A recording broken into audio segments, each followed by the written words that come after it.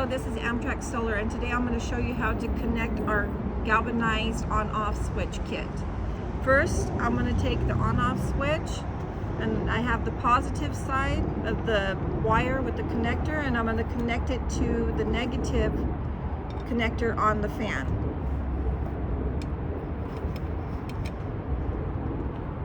It snaps right in.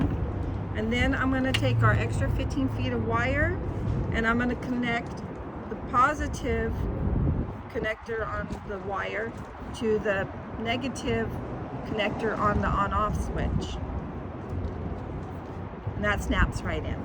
Then I'm going to take the negative connector on the extra feet of wire to the positive connector on the fan.